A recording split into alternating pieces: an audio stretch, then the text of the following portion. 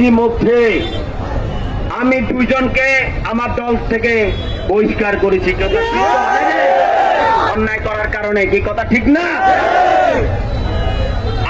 আমি পরিষ্কার বলে দিতে চাই, যারা জনগণের অধিকার খর্ব করবে তাদের বিরুদ্ধে আপনারা প্রতিরোধ করে তুলবেন।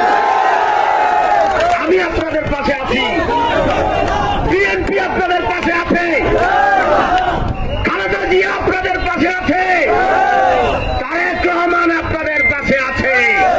আমরা ঘোষণা করতে চাই, আগামী দিনে যদি বিএনপি সরকার ক্ষমতায় আসে, যদি শব্দটা লাগালাম, বাংলাদেশের জনগণ তো বিএনপির পক্ষে, কি কথা ঠিক তো? আগামী দিনে তো বিএনপি সরকারই গঠন করবে আমরা জনগণের যে স্রোত দেখেছি, আমার মনে হয় ইনশাআল্লাহ আপনাদের হর্নি চানন্দি ইউনিয়নে আমি জনগণের স্রোত দেখেছি।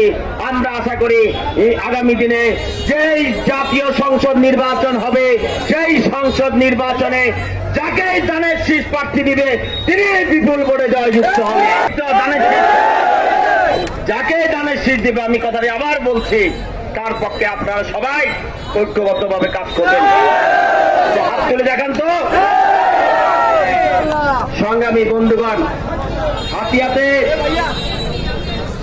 যে আমরা অবস্থা দেখেছি, আপনার হাতিয়া এত সুন্দর একটা কি বলে উপজেলা, এত সুন্দর একটা সম্ভাবনাময় উপজেলা, সেই উপজেলায় গত যে দীর্ঘদিন পতিত স্বৈরাচার ক্ষমতায় ছিল, এই পতিত স্বৈরাচার কোন উন্নয়ন এই হাতিয়াতে করে নাই, শুধু করেছে লুটপাট,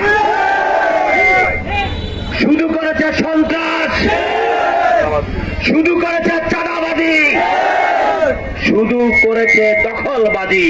তো বিএনপি সরকার যদি গঠন হয়, তাহলে এই হাতিয়া, সুন্দর হাতিয়া, কোন চাঁদাবাজি থাকবে না, সন্ত্রাস থাকবে না,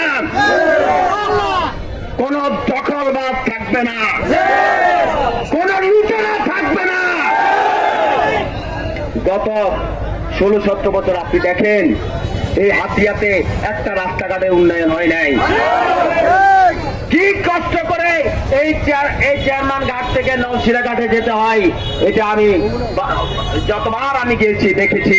আমরা ইনশাল্লাহ বিএনপি যখন সরকার গঠন করবে, যাতায়াতের ব্যবস্থা সমগ্র হাতিয়াতে উন্নত করা হবে।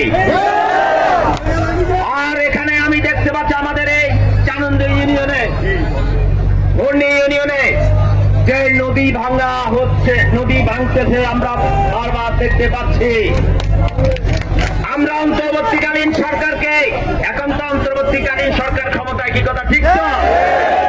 আমরা অন্তর্বর্তীকালীন সরকারের কাছে দাবি জানাচ্ছি, এই নদী ভাঙা রোধ করার জন্য যে বেড়িবাঁধ, যে নির্মাণ ব্লক, জিও ব্যাগ, এটার ব্যবস্থা করতে হবে। কি